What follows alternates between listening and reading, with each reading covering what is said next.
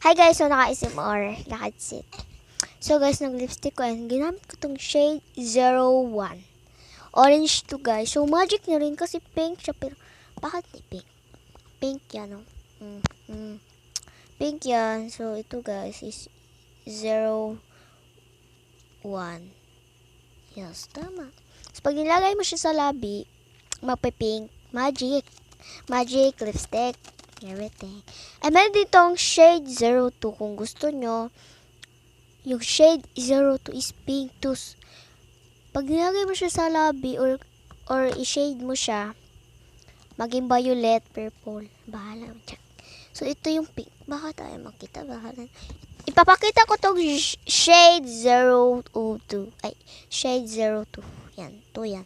Ito yung one. Ito yung orange. Pero pag nilagay mo siya sa lips, ma-magic na pink. Maging pink. Magic lang tong pangalan ko or something. And ito naman is purple pag nilagay mo siya sa labi. Pero pink siya pa rin. Ay, pink siya guys. Pink. Okay. Ipiplex ko lang din to guys. Kasi hindi kayo makakaano. Hindi makakaano. Ano ba? Ito ang... Oh my god. Sobrang kabak.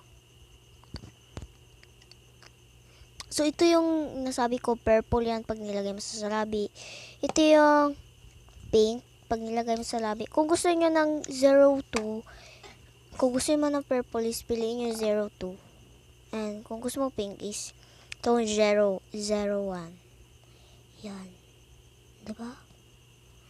Oh, ito yung purple. Magic. Ito yung pink. Orange maging pink. Yung pink maging violet.